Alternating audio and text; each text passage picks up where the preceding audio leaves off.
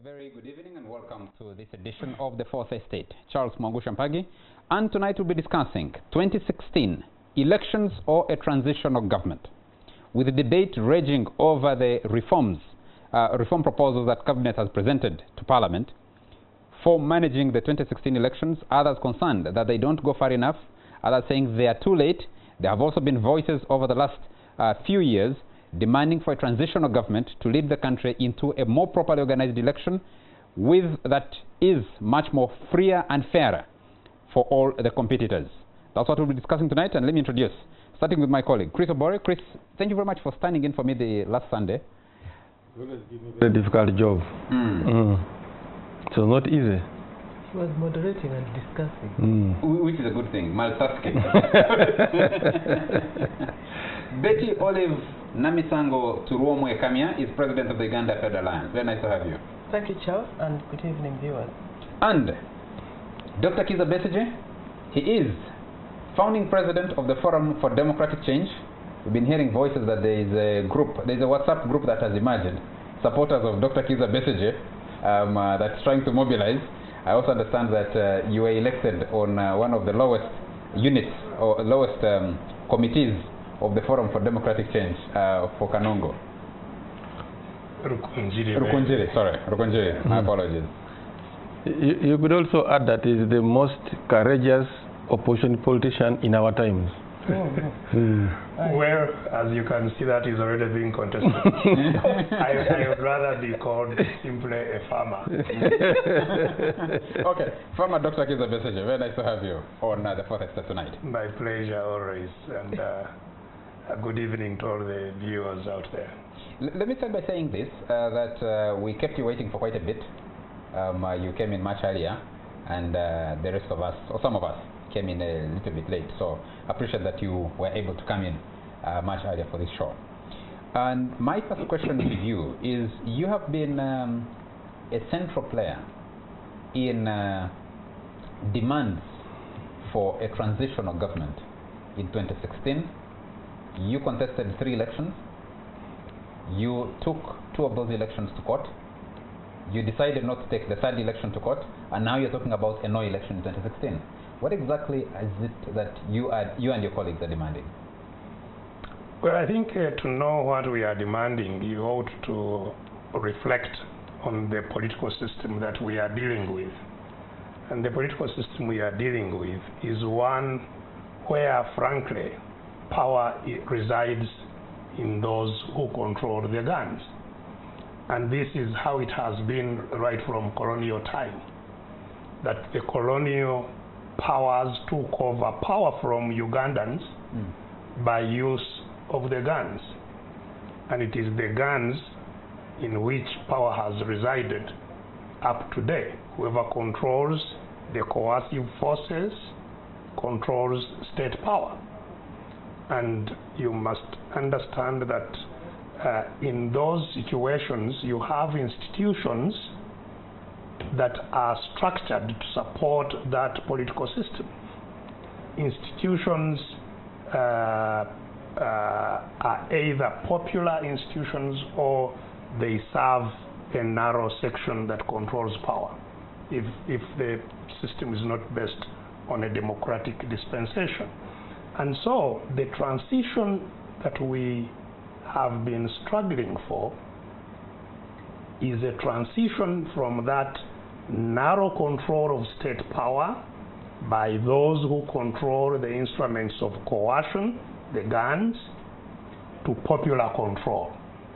And the institutions that support the narrow control of power are totally different from the institutions that are popular institutions. Isn't that so? The institutions we have, for example, the institutions of the colonial administration were institutions to repress the voices of Ugandans and to support the supremacy, the sovereignty of the Queen, Let me get this clear, and our viewers. What exactly are you suggesting? How would this transitional arrangement work, if you ever were to achieve it? So there are 3 things that one needs to restructure if that transition is to happen. One is the constitutional legal framework. To have a framework, and by the way, much of that has shifted towards towards a popular constitution, because you have in the constitution now the very first article talking about power belonging to the people.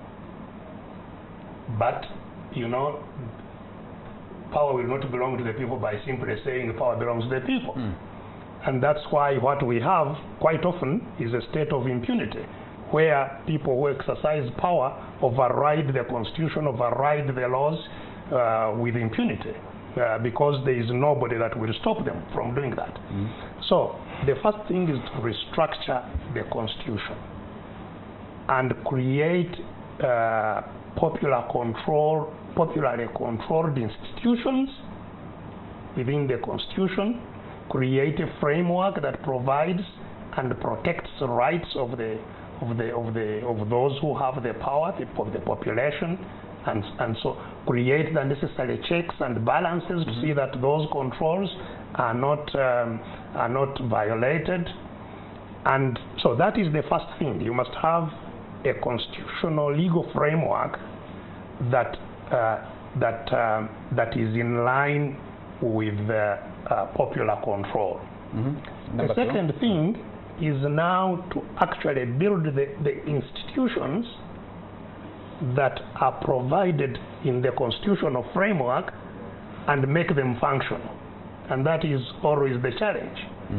You can have things in the constitution but which are actually not implemented.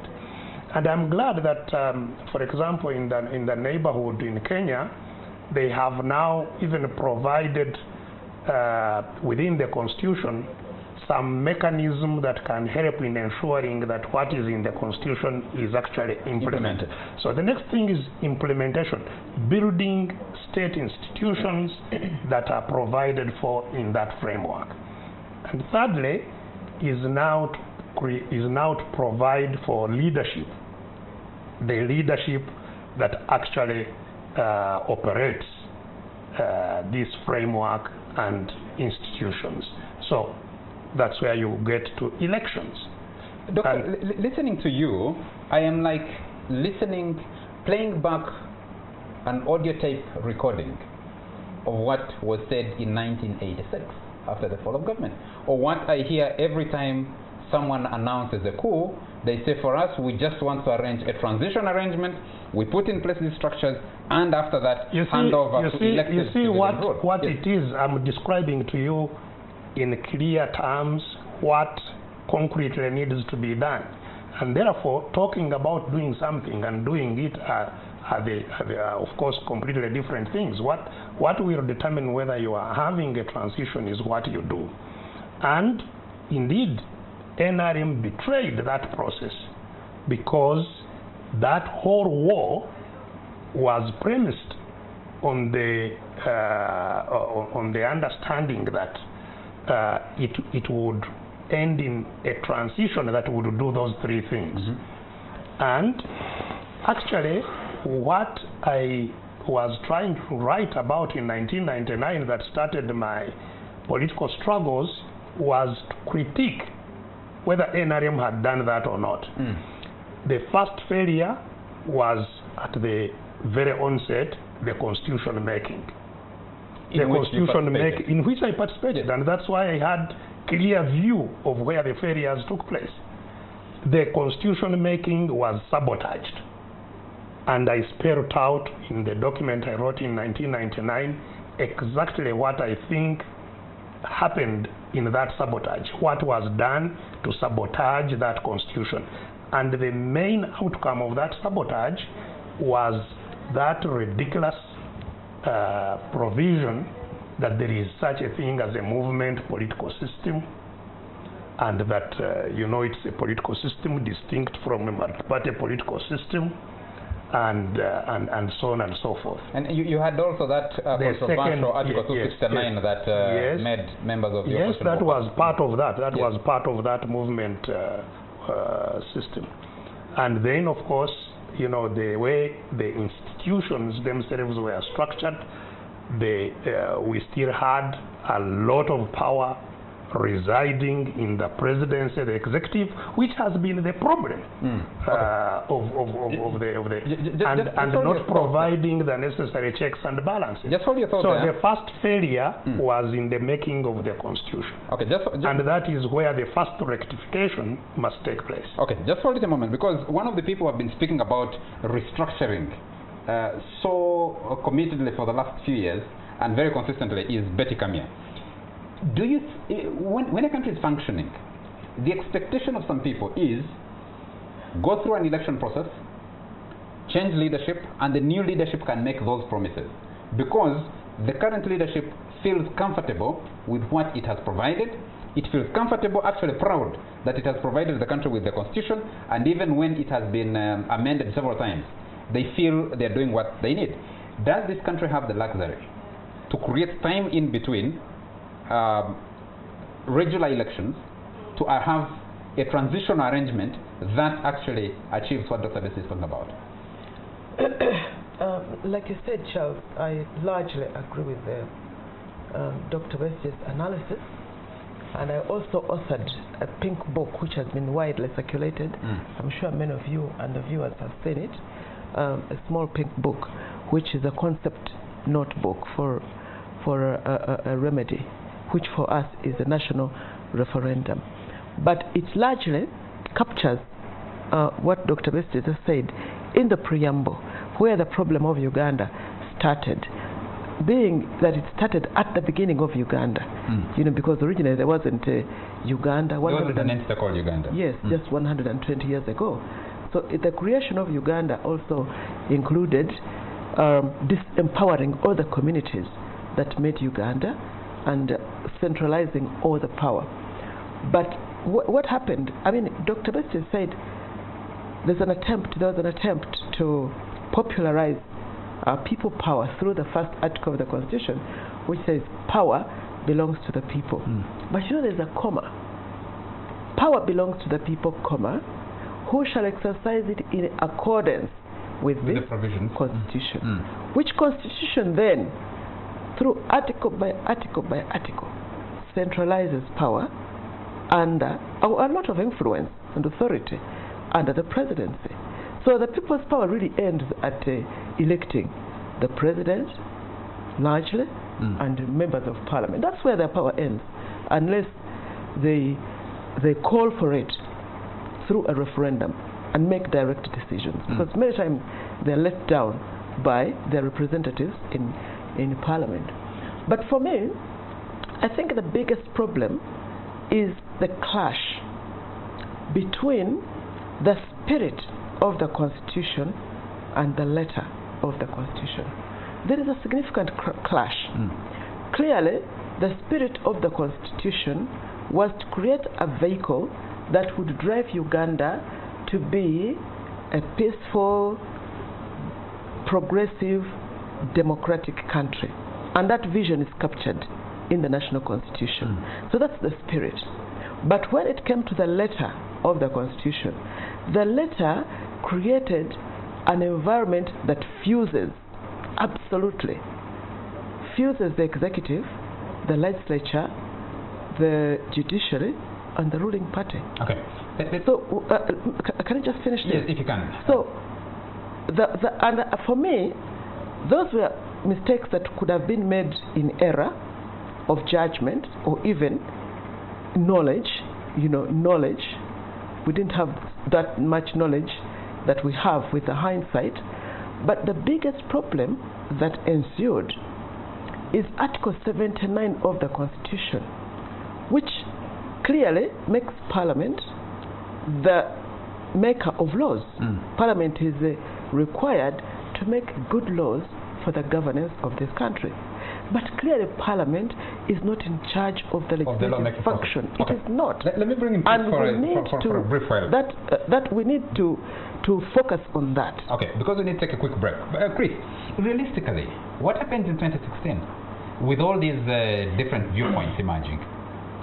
I think the biggest problem for the country now is that the issues are well articulated. The proposals Betty and Dr. Bessie are giving are part of the issues. that are happening in this country. But the difference now is that the issues are being discussed, and the segment of people discussing it is very small. It is within a few people, leaders, civil society activists. The majority of the population is not discussing the same issues at the same time as those who are bringing them. What does that mean then? It leaves the NRM to still have upper hand even on these issues. Because when you are bringing issues, like Doctor is bringing a transitional government, a very beautiful idea, knowing what's happening today. But in politics, Charles, there is having issues, but there is translating these issues into government agenda. So that actually they get actualized. That is where I find the issue people remain actually debating those issues and without translating them onto program activities. Why? NRM is very dominant. And politics is essentially by and large a game of numbers. If we need a transitional government, how do we get it? It could originate from district councils, it could come from LOC3 councils. Can you just hold it there? If we need a transitional government, how do we get it? Can we pick up this discussion with an answer to that question? Because I wanted to explain to you. You're outlining. Yes. I imagine that Dr. Besigye and his friends have an idea of how to arrive at that transitional government. Yes, but I also have an idea on how it can be arrived at. Can we pick it up after a short commercial break? We'll be right back.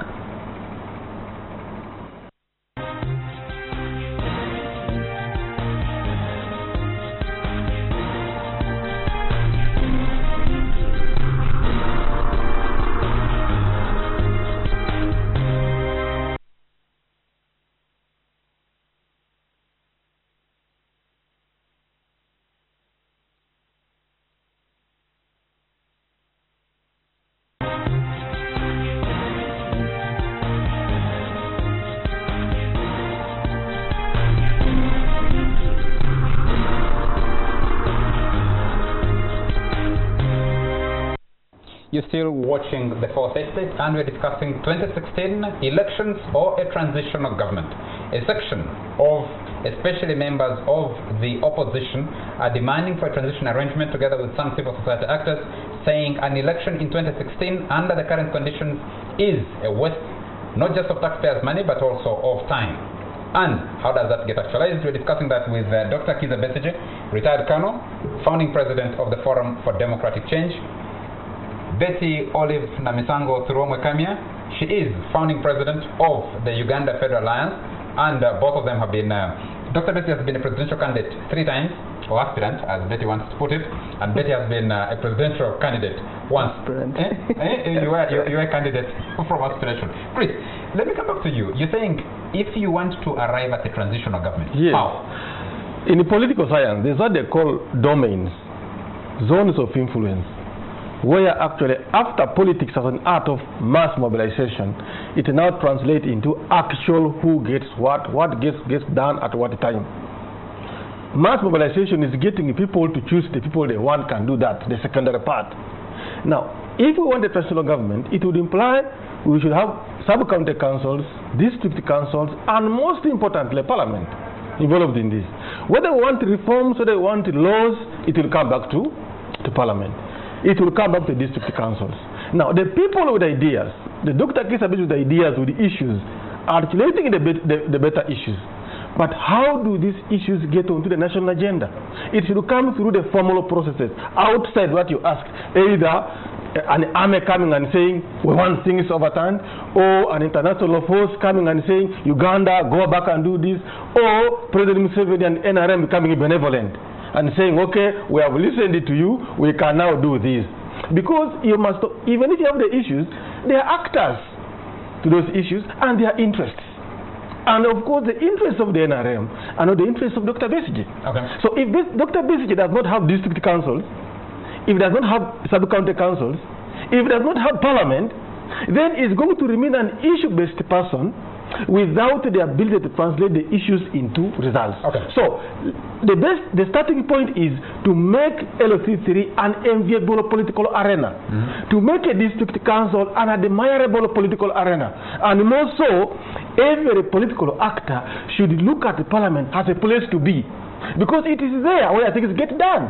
If you are not there in numbers, you are going either to end up saying parliament is useless, At the same time, if you need reform, you'll have to go to parliament. Okay. So the starting point is, who do you have? What zones of influence, what domains do you control? So that these ideas you have, you can come through them. Okay. If out of 112 districts in Uganda, if 70% alone came out and said we need a transitional government, it forces the government in power to say what is happening. It forces the internal observers to say what's happening. As of now, if you table a matter to parliament, the NRM commands almost 300. And once the matter has gone to parliament, it becomes illegal. Okay. Doctor, you came up with interesting phrases in the last times you contested. And a suggestion that says power is concentrated in the hands of those who have control over the coercive forces, coercive elements. From you, a military colonel who in 2000-2001 contested, you had 90% support in the military, who in 2011 told Ugandans that a tsunami will sweep the national resistance movement out of power, are now talking about a transitional government. Are people saying, some people might say, Dr. Besigye has failed to win power 3 times, so he's looking for other alternatives that can possibly get him to power, but the practicality of arranging to have a transitional government are next to zero. Well, you see, first of all, no one is going to get to change the situation without a struggle. This is one thing that I think Ugandans must understand. I told you that institutions of state serve those with power. They don't serve people who have no power. And the basic problem that we have, which I think Chris was struggling with, is that the people whom the Constitution grants all power, actually are powerless. And have been powerless all along. In fact, for many years, they are powerless. So their influence over what goes on is almost nil. So the institutions which Chris is talking about, parliament, local governments, courts, name them, the financial institutions, they serve those who have power. So this parliament would be serving the people of Uganda if the people of Uganda have power. The people of Uganda have no power. That's why this parliament cannot serve them. They will serve those who are giving them 110 million, if the people throw them out, they will give them other jobs and so on. They will serve where the power lies. And so what I have been talking about and what will definitely happen is the process of empowerment of the ordinary Ugandans. Once they are empowered enough, they become a very, very strong and unstoppable tsunami. So the question the dynamic you should look out for is how people get empowered. People get empowered through 2 main processes. One is information. Because, in fact, the reason every dictatorship, every narrow control of power does everything within their power to stop information reaching the majority of the people is for that reason. They can only control them when they are ignorant. And that's why if we want to have political mobilization, which Chris is talking about, it will not be allowed. That's why we are brutalized if we want to communicate with the population, because information to the population is a danger. But it's very difficult to stop now, and it has been going. And that's why we have now more restless population. So information, keeping people ignorant is no longer possible. And they are getting the information. And that is our mediation. That's where we have That's where we have played the role. Yes, and then the second doctor will still come to you. So, one, we are changing the dynamics of the kind of information that the people have. People, first of all, now know that they need power if their situation is going to change. They know that. And you've been seeing them asserting themselves. So one is information. Two is knowing how to organize to assert themselves. And that is also coming. That's why you increasingly now see ordinary people organizing and blocking roads that government has failed to work on for ages and forcing government to work on them. That's why you see people here in town, you know, closing their shops and demanding that certain things be done, and they are done. Or blocking whole sections of town and say we want power here, and power is brought. That's why the teachers the other day were asserting themselves and have been indeed promised that they are going to get what they want. So people now know that they have no power. They know that the institutions which are there don't serve them. And so they know they have to struggle for power through being organized and through carrying out defiant actions against those who have power. I hear you. But can I cut in here? I hear you on that argument. And your critics will say, one, you have failed to get electoral victory in elections, and you have resorted to preaching a message that causes anarchy in the country. And the second thing is that politicians, especially in the opposition, have failed to make a correct analysis of what you call the people's awareness and their interests, especially when traders of Kasita a few years ago decided to close shops to demand that a tax that was being imposed by the Uganda Revenue Authority be waived. They were protecting a very selfish and narrow interest. The teachers do not translate their demands for better welfare into political consciousness that delivers a better system for them. You see, it adds up. How does it add up? It adds up. First of all, you said that maybe I am advocating what I'm advocating because I've failed to take power through elections. Yes. I'm sure you know that the elections that you are talking about have not been free or fair. And this is now not my own self-interested judgment. There is a judgment of courts saying the elections are not free or fair. Unanimous judgment of the Supreme Court. And they cannot be free or fair under the current circumstances. And you also forget that the people we are contesting power with did not get into office through elections. Why? You know, it cannot be those NRM saying you have failed to get power through elections. NRM never got power through elections. There was an election in 1980. There was a parliament.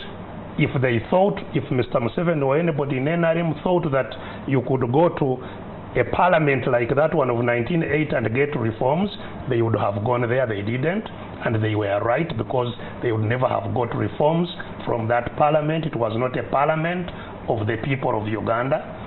And so you must understand that we use elections to struggle, and part of the awareness, wide awareness that is there now, is thanks to our work through the rigged elections, because we get platform and we educate people and they see what happens. Some people didn't even believe us when we were saying that you know, this is a dictatorship, until they saw people gunned down in front of me at Vulange and other places, and then they woke up to the reality that there is something wrong here, you know. If anybody was here during the elections that we have had, whether it is 201, whether it is 206, whether in 206, as you know, I was nominated from jail in Ruzira and so on and so forth. The number of times I have been in jail. And I had the other day, I sometimes wonder if you keep account. Yes, I had Kaihura saying that, you know, it's because I want to cause chaos in the town. But as you know, I have even never had to defend myself against any accusation. They fall by themselves, you know. So in this kind of situation, you cannot talk about elections as ones that will determine whether there will be change or not. Okay. People must struggle outside the elections. Okay, I'm a little bit constrained by time. And that is why, even when we talk about transitional government, a transitional government will not come without struggle. And it is one that people must struggle for, but it is the modality in which those transformations of the constitution, of the laws, of the institutions, it is through that mechanism that they will be. Okay, because I'm constrained by time, I'll take the other question. The second part of the question I'd asked you to Betty Kamia. Is there a correct reading of the population of Uganda? When teachers go on strike, political actors think, well, they are becoming politically conscious because their poor welfare is linked directly to the politics of the country. When traders go on strike, people think, some politicians, some people might be convinced to think that the correct analysis is this is a consciousness that is being awakened among this population. But this same population falls back when things change. You know, Charles, I was there was a time I asked, when do Ugandans get to the tipping edge, the critical mass of Ugandans? When will they get to the tipping edge? Because through history, the French Revolution, people were pushed to the tipping edge, and the French Revolution happened. Many years before, centuries actually before the French Revolution, here in Buganda, people were pushed to the tipping edge, and they're always uprising against kings. People think that Buganda are very nice people. They cannot challenge a king. Oh yes, they do. When the king falls out of place, Buganda do. They have beheaded a king. They have deposed a king. They do that. So through history, a population, and at that time, the king was called Kabaka Bemba, who was a very cruel. Bemba Musota. Bemba Musota was because of his cruelty. Okay. So there was an uprising. They beheaded him, and they sat down with the new Kabaka and agreed on how they were going to be governed. And that was the beginning of the transitional process. Yes, and that's when they decided we must have a katikiro. The katikiro was not gifted to Baganda by the Kabaka. The katikiro was forced on the Kabaka by the Baganda. Through the transition. Yeah. The katikiro was forced on the Kabaka by the Baganda. He was not gifted to the Baganda. And you know, the Magna Carta in Europe, in England, you know, the time of the Magna Carta, there was an uprising against King John, I think it was King John. And the Magna Carta, that's the Great Charter, was forced on the king rather than the king. Forcing it on the people. Or being benevolent and handing it over. Being benevolent and gifting the people. So through history, people get to a tipping edge. So you think I'm wondering to myself, sometimes I ask myself, whether Ugandans have really got to the tipping edge. Which is why, when we call out, you know, if they, on their own, traders, because of taxes, they will face the guns, they will face everything. But sometimes you call them to a rally and there's no police permission, permission. They need assurance that things will be okay, you know. But if it concerns what they call their welfare, because this political thing, they see it as a distance from them. I was talking to some people yesterday, and they see it as we are supporting Betty. We are supporters of Besigye. And Betty should give us transport to go. We are going to Parliament to take our views. And some people thought, on this electoral reform. Yes, and some people thought I should give them transport. And I said, but you people, you bury your dead every day.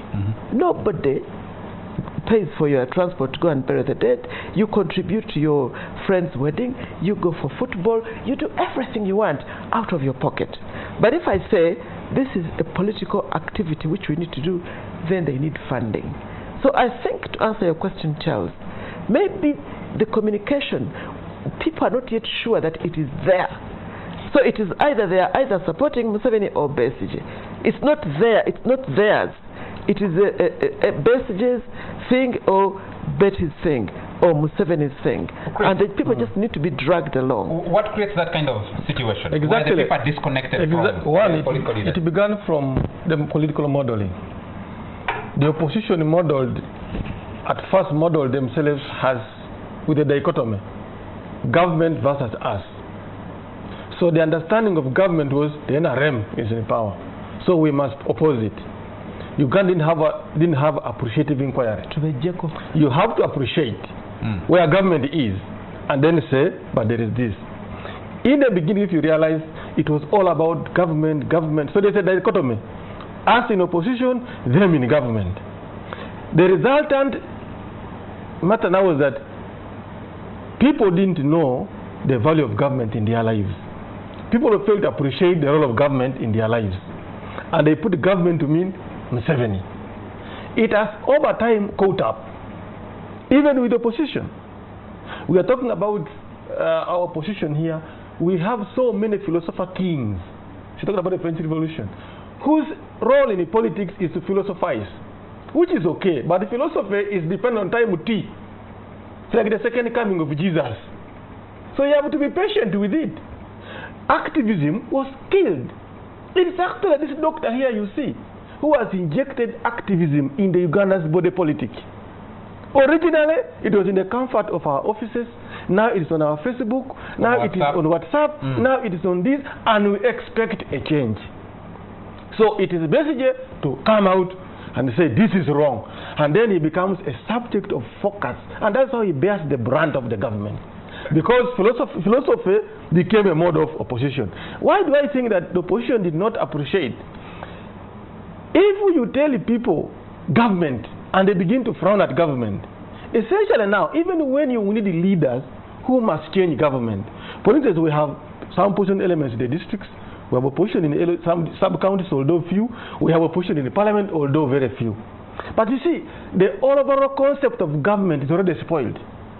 So there is no appreciation that Ewafulo Gutu and Rebecca Kadaga, who are in opposition and in the government, are in the parliament to perform a particular duty. And the assumption now, for every MP, whether NRM or not, you must deliver. Okay. So let me just make this point. It's very critical in understanding why there are problems. That if we understand that Kadaga's work is to give money, the electorate, to build a health center, Wafula Gutu's work is to go and open a road in Bujiri in order to be re-elected. Now, that is a burden both to Wafula and Kadaga, although they don't believe in the same political party. So, in the MP, whom we all like, Parliament actually gone down, and we have never understood why is Parliament the way it is. We think it is because of the individual players there. Partly so, yes. But look at an MP going to a constituency, getting elected to come and spearhead thinking, good laws, good charters, good everything for this country. Is a very MP supposed to do a road in Kanyumu? You get the point? Now, people of Uganda think the role of a district chairman is the role of the MP. Where a district chairman has failed, he's the one who gives jobs, a district chairman. He's the one who gives contracts. He's not supposed to do health centers. No district chairman in Uganda is on pressure, much as an MP. Okay. So, if you have an opposition MP who is supposed to come and interrogate the government, but at the same time, he's supposed to go and think the other health center is not working, he is supposed to juggle. What do I do? And even the NRM MP now, where do you get the money? When you go to your constituency, people are not in the home of the LOC5 chairman. They are in the home of the MP. And yet, Parliament appropriates money for the district chairman. Not for the MP. So we are looking for the 40% decrement. You get the point? They are looking for the 40% decrement of an MP. Those are thieves. But when the MP is visiting his home, there are over 50 people in his compound. The only chairman is working. Nobody's even bothered, and the MP has sent him a lot of money, billions. Okay. So if we constructed a government like that, that the citizens no longer appreciate the role of their LOC3 chairman, and they all bring it to Betty Kamia because he represents Rubaga, we have a killed political advancement. So we need to sit back and begin from appreciative inquiry and say, well, you set up to do this, you have not done this, people must demand services not from Betty Kamia, but demand it from the district chairman. Chris, I need to cut you. We take a break because when we come back, we need to investigate and to inquire. Why and when did people cede their responsibility? Because I've had this argument for a long time. Besigye doesn't owe anybody, any Ugandan, to be an opposition politician. He could choose to practice medicine. He could even be in government. You could choose to cut a deal with President Museveni, and you'll be happy. You could choose to go and teach at the university, and you owe nobody a responsibility to be an opposition politician. Same as Betty Kamya. Philosopher Kings. The question is, when did we assign that responsibility to individuals and say, those people in opposition, those people in government? I thought people needed to retain some of that because we refuse control. to appreciate any government in power must serve us all. And when we come back, I also want to ask Dr. Besigye, if the transitional arrangement and Betty Kamya, if the transitional arrangement was ever to be realized, how would it work and how would you arrive at it? After a short commercial break, we'll be right back.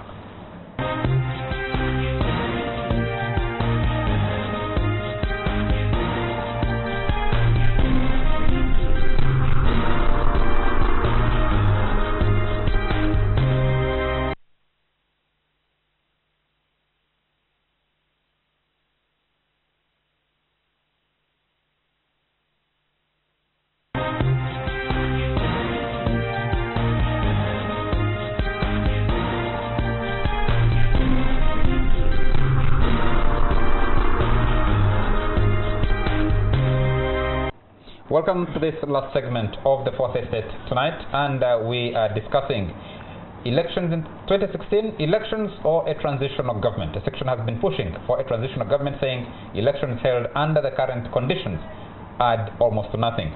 Dr. Besigye and colleagues from the opposition have been before the parliamentary committee looking at these electoral reform proposals that government has presented. Betty Kamya and the Uganda Federal Alliance have also led a delegation that has made presentations. Civil society actors and other Ugandans have gone to make their contributions, and many say the reforms presented into Parliament, one, do not go far enough, two, they have been presented way too late. Can you answer that question in 1 minute? To be precise, Charles, a transition in 2016 is near impossible, unless it's a miracle. But it's a worthwhile idea. Why do I think it's impossible? Numerically, and all the zones of influence for this to happen are NRM domains. And it's just necessary that where NRM has influence, they have to have the upper hand. Aren't you making the assumption? Right there. Aren't you making the assumption that the expectation is that it has to go through the NRM structures that Betty said? But it has to go to Parliament. Unless you are going to say Parliament ceases to be an important institution in this country. If it is important, you cannot bypass Parliament. Does it have to go through Parliament? No, what kind of transition are you thinking about? How does it work? No, you see, well, first of all, I don't know whether you've grasped really what I was laboring to suggest regarding the role of the population. You are talking about domains of influence, as if the domains of influence are only the institutions of NRM, of the NRM regime. The most important, the most potent, the most powerful instrument of area of domain of influence is the population. And it can organize, the population can organize outside the institutions of the or the structures of the state, which have been dominated by the NRM. Precisely. And normally, and it is that dynamic that will force a transition. It is not the institutions of NRM that will mediate a transition. It is when those organized outside the state overwhelm the power of those who are within the state, that then either those within the state will concede and say, let's have a dialogue and see how we get a way forward, or they will actually dissolve. The parliament goes, all those institutions you are talking about go, as they have done in many other countries. So it's at that point that you'll have a transition. Either when those in the institution of state realize that those organized outside the institutions of state are more powerful, and therefore agree to a dialogue, then you can have that dialogue structure a transition mechanism to do what I said. Like it happened in Kenya. They agreed, after there was a strife, of course, in that case, to have a transition and how the transition would be managed up to the time of having a new constitutional order, new institutions, and free and fair elections. So you will not have a transition if the contention between those outside the state and those within the repressive state have not come to a head-on, and actually there is a balance of power. There won't be a transition. Do you see that as a realistic objective? Now what I'm saying and what I've been saying, and which quite obviously some people have been dismissive of, is the growing power of citizens outside the state. And that, to my mind, is already extremely potent. And you've seen it. You've seen it not only where there is vested interest, as you were talking about the traders and teachers. What was the vested interest of Amagera?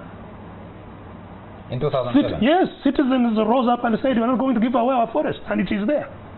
In spite of His Highness, the King, Sabagabe, signing it off, it is there. You've seen how the power of the Kabaka here has been reinstated by the people of Buganda and Uganda.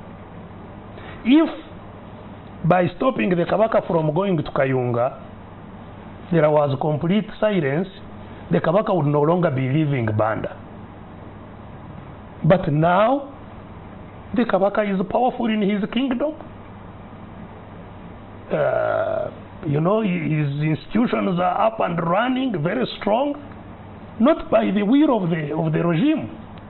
So you have people who have been, you have people who are gaining, and this is why I was saying that, you know, these teachers' activities, the student struggles, the traders' struggles, they are all incremental, because they all create the realization that it is possible, if we are determined, if we are organized, it is possible to overwhelm the power of the regime and those institutions that he's talking about.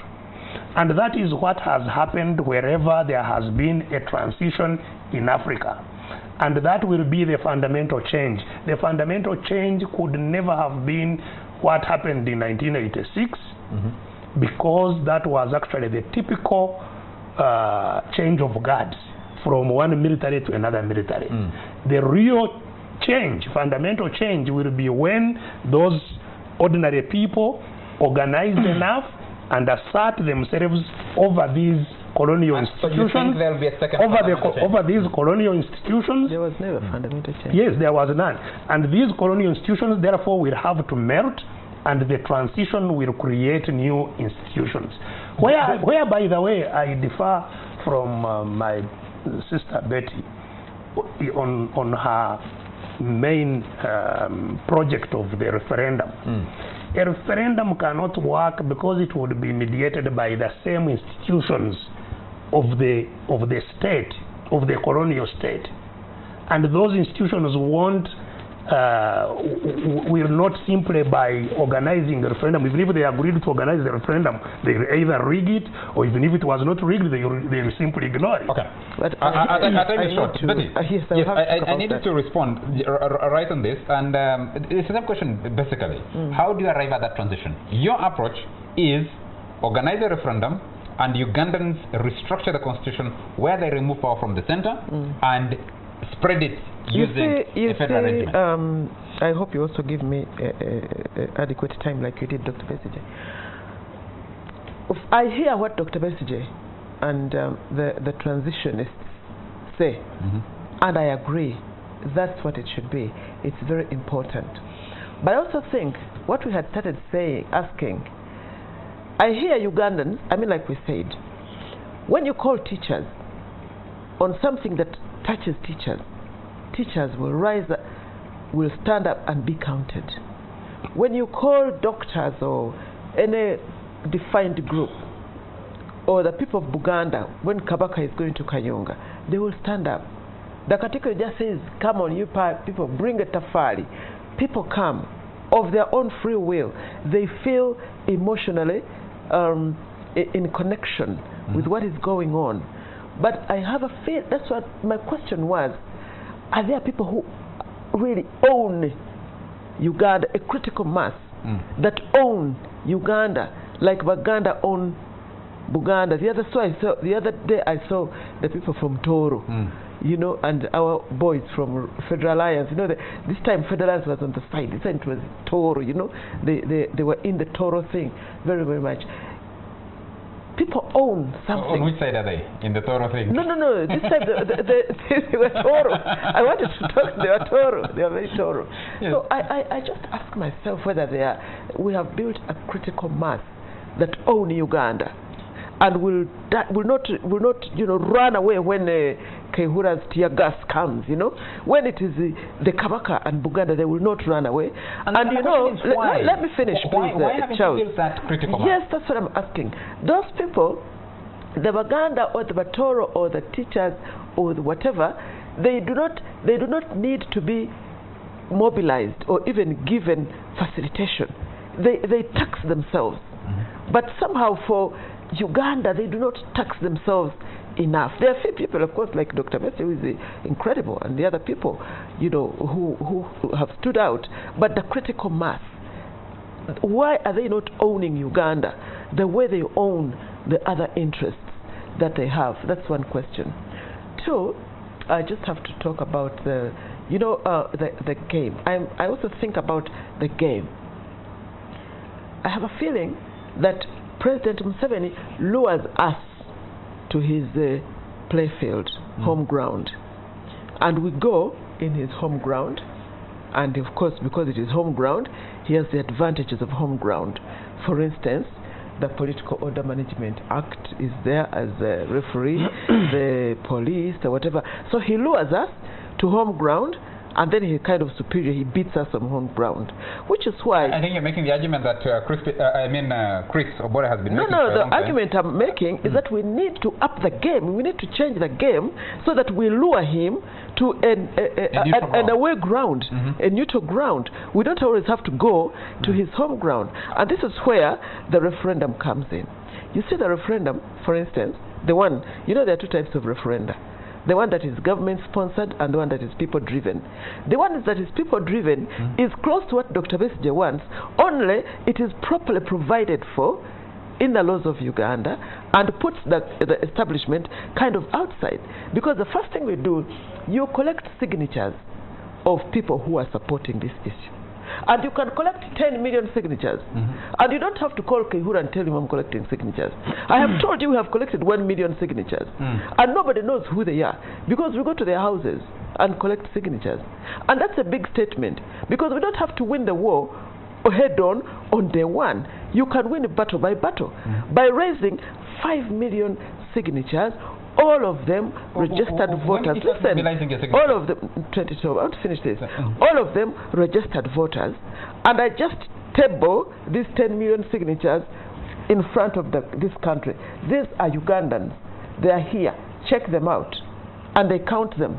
The next thing is the Electoral Commission, after verifying them, you verify them together, they'll give you a certificate of compliance saying, I have received, we the EC have received 5 million signatures of registered Ugandans who are supporting this petition. Okay. That's stage number one. For me, I think it's a big statement. Even if we don't go beyond that, it is a big enough statement to start asking my concern with that, which you'll not have opportunity to provide an answer. Let me finish this, please. I'm constrained by time, yes. No. This is what I wanted to say. You are kind of taking Museveni away from his home ground. Because, one, you're not breaking the Political Order Management Act. You don't need police permission. It is not provided for in the Referendum Act, you know. It is all legal, collecting signatures. So you are kind of taking him away from his home ground. So you're upping the game. You started in 2012 and you have mobilized 1 million signatures. you need another 3 years. Another. If we were all working together, if I had the support, say, of Dr. Besigye, we can do it in 2 months. Okay. You can ask for the support after the show. No, I have. We've talked about this. And the others, and the Katikiro, you know. Let me have Chris come in, because at that rate I see you using 12 years to mobilize. It doesn't matter. Uganda is not getting finished today. And we've been here for 30 years. And Uganda is not getting finished today. And I'll tell you why. We are moving very slowly, because we're not moving together. Even Dr. Besigye has been mobilizing people for over 15 years. But he hasn't yet got there. Of course, Charles, when you use home, the football analogy. Of home and away. Home and away. Barcelona beats you whether home or away. An organized team will always beat you wherever you are. And Barcelona is beaten even at home, even if it's a powerful team. Bayern Munich beats you home and away. But the purpose of home is that. And Chelsea has showed that to Arsenal. You can beat Arsenal anywhere. So it is about how built the team is. What is the coaching methods? What are the tactics? No, you're missing whether you are going home or away, you are hammered. So I think the understanding of people power has been able demonstrated by Dr. Besigye here. And I have no disagreement on that. My departure is on the methods and the tools. And this must always be a back and forth affair. Politics is as dynamic as that. The problem is to prescribe one solution and you think that will deliver. It brings problems. One, I would expect the opposition to also pay attention to the quality of their own activism. For instance, Charles, if you went to the sub-counties and just took CVs of the councillors, it is P7 dropout, it is P6, the so-called early philosopher kings are busy in the towns, and they will want the same district council, the same sub-county councils to come and be able to change the landscape, the legal landscape in this country. You don't see FDC councillors at a university level, at a sub-county. To them, that is minor. That zone of influence is neglected. Hold it, Chris. Please ask. To them, that takes an Obore out of responsibility. Charles, hold a moment. Please, I know the question. Let me answer. Is sitting his own responsibility. And the people watching us now. Let me answer that. Responsibility to say, those people in FDC, those people in Federal Land, let me answer you. The reason why you have pluralism are that the people believe in different things. There is a contestation between FDC and NRM for sub-county positions.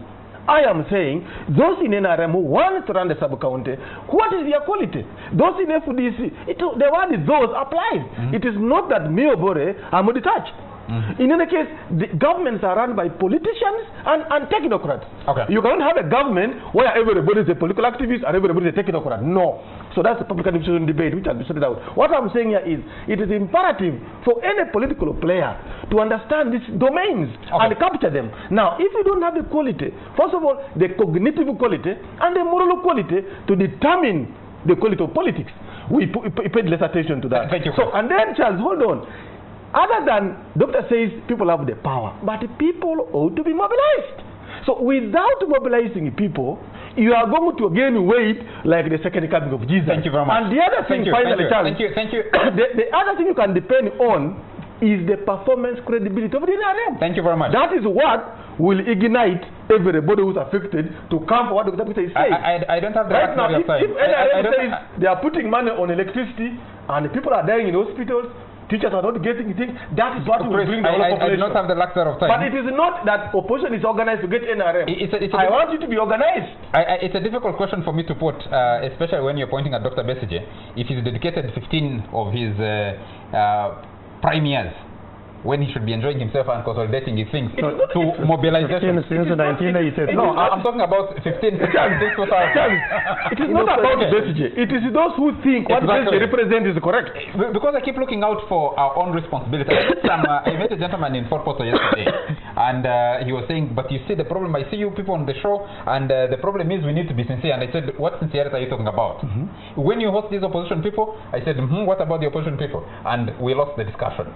So I am looking at people like that watching out there. But as we end the show, I have only 1 minute, Doctor, and I need that minute shared between the four of us. I need to make a quick comment on the developments in Rwanda and Burundi, especially with that acclamation in Parliament the other day of removal of term limits. Interestingly, it's also Article 102 of their constitution, and the developments in Burundi. In 20 seconds. Well, first of all, on the point that you have pushed aside, I think one thing that needs to be examined critically is the type of education that we have. Because it seems the more educated, the more selfish, the more inward-looking, the more detached you are actually from I thought the colonial provision of we've created exactly that. Yes, and so one of the central problems we have in this, in getting a transition, is the leadership. There is a leadership crisis in the country because of the would-be leaders. Okay. Now, going back to the question you've thrown at me of Burundi and all this, really it is back to the question we are addressing. The challenges of most of, if not all of the African countries is the same. Making the transition, transforming the institutions, and the role of the military in the power structure today. And it will not go until citizens get empowered enough. Like I said, it's a struggle. We are at different levels in the different countries, but that is what it will be, citizens to organize, to force transitions and create popular institutions. I thought in Rwanda citizens are speaking in unison and saying they want within these countries. They want something gone. Yes, I've just said that it will depend on the citizens and how they are organized, how they are empowered in forcing a transition that creates new institutions. Thank you very much. Betty, you have 20 seconds. I think that what is missing, and I'm getting more and more convinced, that